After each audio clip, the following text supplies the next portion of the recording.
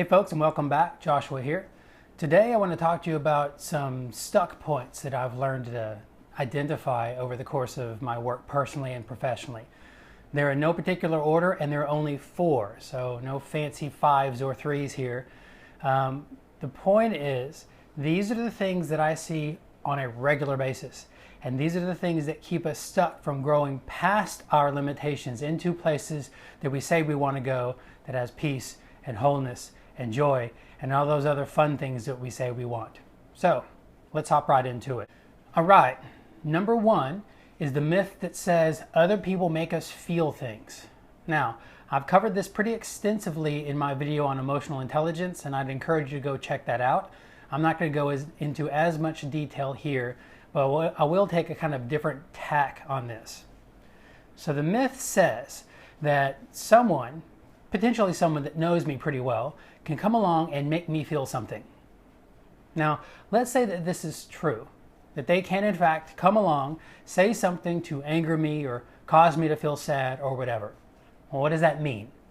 Well, that means 2 things. That means 1, they have power over me because they can manipulate my emotional internal state, and 2, I've got no power at all. It sounds kind of sucky, doesn't it? Because it is. Now, let me pause here and say this. I am not talking about children, folks that have mental or cognitive issues. I'm talking about your normal, average, everyday adult human, okay? Because you can, in fact, make young children feel stuff, and you can make folks that have difficulties cognitively feel stuff. I am talking about those folks that do have the ability to rationalize and reason and choose. Okay, so commercial off. So let's get back to it. I said that someone comes along and makes me feel something. They have all the power, and now I don't have any power because arguably whatever it is that they made me feel, I don't want to be feeling. So on one hand, it's good news for that person that caused me to do something because ostensibly they got what they want, and they also probably have a sense of power. On the flip side, I don't have any sense of power at all. Now then, if it's true that this person can in fact do that to me, well, that means that other people can do that to me, and now I've got no power at all. But if everyone else can do this, then that means I can do it as well. So here's how this falls apart. This person that came along, made me feel something, and has all the power, then I turn the tables and I say something, and I say something that makes them feel whatever it is that they feel, angry or sad or whatever. Now, all of a sudden, I have all the power and they don't have any power. Doesn't make any sense, does it?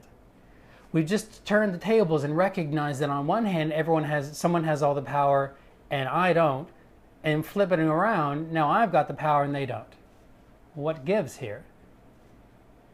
The point is, this is a complete fabrication of where emotion comes from. The main truth is that our emotions largely come from our internal mental perspective. So, someone comes along and they say something that causes me to be angry.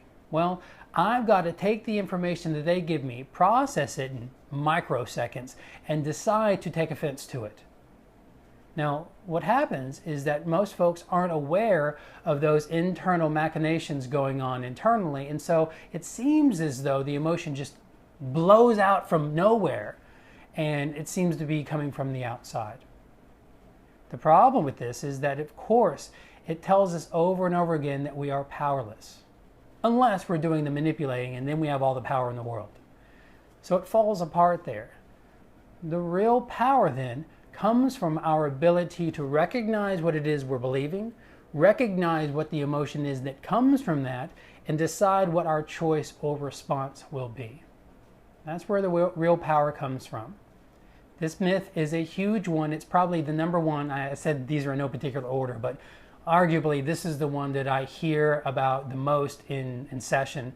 Most everyone I've met, personally or professionally, believes this to some extent, that other people can make you feel stuff. Now, it's important to recognize this. If you know someone well, you know their buttons, you know their triggers. You could choose to be an ass and poke those buttons, and then it would look like you're making them feel something. And the one that, if you're on the end of feeling, it may seem like they're making you feel stuff.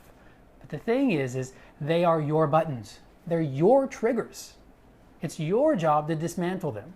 So the way I put it is we have all of these people in our life to come along and point out and poke all of these buttons so then we can become aware of them so that we can dismantle them.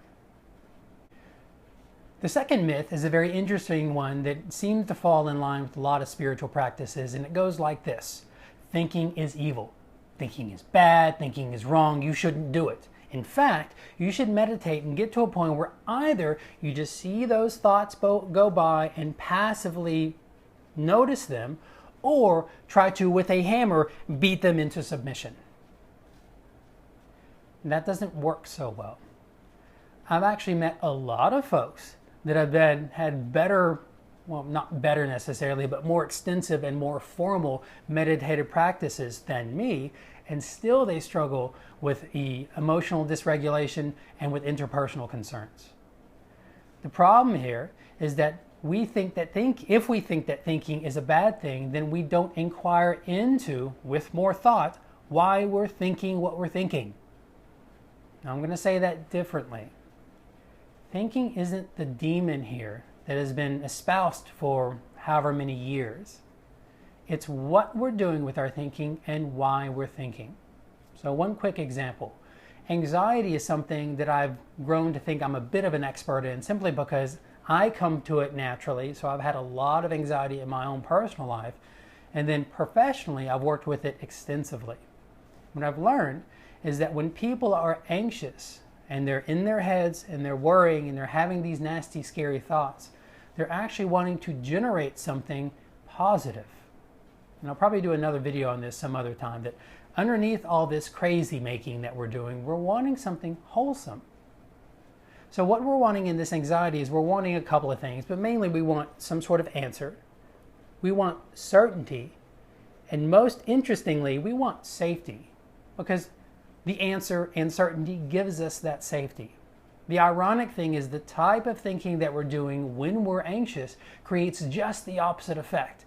And that, of course, causes us to feel powerless and helpless and probably more anxious. Downward spiral. Thinking makes us human. Arguably, our ability to abstract is the reason we're so different than all the other animals. And we are, in fact, animals. But we're animals that can process and reason and create stuff whole cloth from our imagination. That type of thinking doesn't seem to get jettisoned in spiritual work, but it also doesn't seem to be spoken about. So the point is you've got to get to a place where you recognize your intention for your thought. And you can ask simple questions like, does this thinking give me what I want? Is this thinking productive? Am I thinking rationally? Of course, that's kind of a tough one, but it comes down to, are you feeling crazy? You're probably not thinking rationally.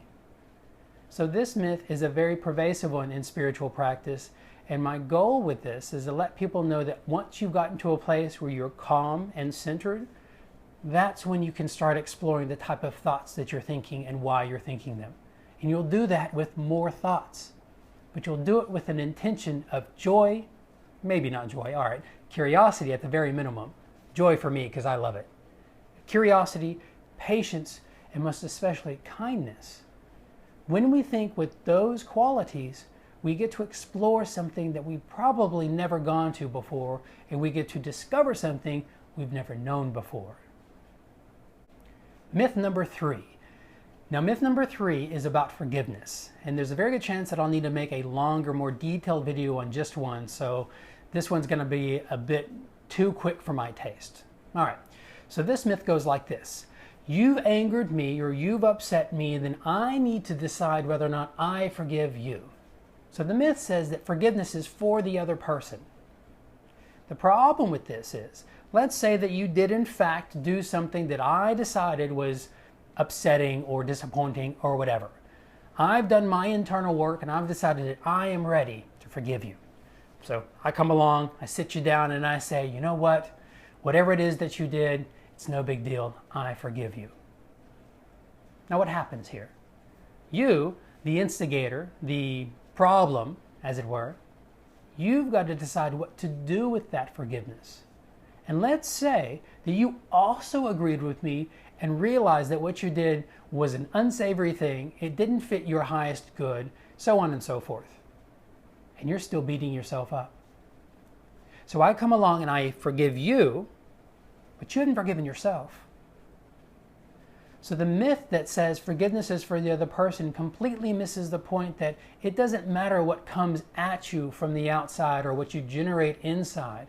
If you haven't forgiven yourself, it's all moot. So here I invite you to check out A Course in Miracles. I'll probably do a video on that book. It's an amazing book. I call it the Perennial Ego Dismantler. It's pretty amazing. And I pretty much stole the notion of forgiveness from that book. And it goes something like this. Forgiveness is letting go of the belief that caused the suffering to begin with. It's a mouthful, but I'll break it down. When we are any iota of upset, in any place of dis-ease or discomfort, we have judged something. Now, the judgment doesn't necessarily mean we're bad or good or whatever. It just means that we have rubbed up against reality and not liked it so much. Internal forgiveness, which is a bit redundant, so I'll just say forgiveness, is about letting go of the belief that says the world should be this certain way or I won't be happy. So when we get offended, when we get upset, when we get whatever, if there's some catalyst outside of us that was part of that upset, another person, some situation, it doesn't matter. The forgiveness lies solely within us to let go of the belief that it shouldn't have happened, that it was wrong or bad or unfair. Because what we're doing is we're saying reality shouldn't be this way, it should never be this way, shame on you world for being this way, I hate you. Forgiveness then lets go of that whole stuff, and it gets us back to a place where we can accept the truth that it actually existed, and then two, decide what we're going to do with it. That gives us choice. That gives us power. That gives us the ability to be free from that dis-ease that we don't want to have anymore. All right, myth number 4. Myth number 4 rubs me wrong on so many levels. Myth number 4 says, in order to have power, you must surrender. This notion is pretty pervasive, especially in newer versions of spiritual practice, and it goes something like this. You are having a very difficult day, a very difficult week, a very difficult month. You don't have any power. In fact, you feel completely out of control. And so the myth says, in order to get back into control, you just let go. You surrender. Now, oftentimes people don't even describe how to even do that or what the it is that you're letting go of. But in one video I watched, the person said, it's like just sitting in the back seat and watching everything go by. This is atrocious. The problem with this is it suggests that when you're in a place of powerlessness, then what you need to do is just be more powerless. Now, as I've done this video and as I've thought about these topics, I've realized that there's a theme running throughout all of these myths. And the myth goes, if I'm spiritual, I can't have power. So the problem with this last myth is it turns us into very passive beings. And you may have run across this in books or videos or whatever, this notion that we're not allowed to have needs or wants. We're not allowed to express those needs or wants to other people. And if we do, we're egoic and we're wrong and we're bad. The problem with this forced place is, like I said, it's a passive place. It leads to resentment. The reason it leads to resentment is that we as humans naturally crave and move towards power. And I say power and control oftentimes as synonyms. I haven't figured out if there's really a difference there yet. But to explore this, what I encourage you to do is go read some Nietzsche. If you're not into German philosophers, then I encourage you to go check out and watch A Toddler. What Nietzsche talked about, you can find in The Toddler. The toddler is wanting to, quite literally, parents can attest, to devour the world. They want to take it in whole, and they want to process it, and they want to figure it out, and they want to master it. Mastery is power. Power gives us that sense of control and agency to do things in this world that otherwise would be too scary to do otherwise. Surrender, focused on this notion of letting go of all assertion of needs and wants, keeps us stuck because we're not able to really get to what we do want. And it's ultimately a lie. And the unfortunate part of all this is that In the spiritual practice, we're wanting mastery. In the interpersonal communication, we're wanting assertion. In our ability to think, we're wanting to think cleanly. And I forgot the forgiveness. We're wanting to be free from resentment and anger and disappointment. All of these myths talk about missing some skill-based attribute. Stuff that I've talked about in other videos and stuff I'll get to in later videos. But the kernel of all of these myths, is they keep us stuck because they don't allow us to access what's really going on with our own desires and needs. So, in summary, please get to a place where you just honor what is. When you honor what is, that's the beginning of acceptance. When you've accepted fully, and that means feeling the ramifications of having accepted, then you get to start processing what value you want to have in your life. The value might be entertainment, or peace, or joy. And with that newfound knowledge that you did with thinking and processing with the body, then you can move out into the world and assert yourself through means that give you what you want. That's power. None of this false humility, none of this being passive in showing of being a spiritual person. Real spirituality is hugely powerful because guess what? You control you. That's it. End of the sentence. The falsehood of spirituality that power is bad means they're talking about power over folks. And I wish they'd clarify that more often. Power over folks, not so pleasant. Power within itself, freedom and control and awesomeness. Have a good day.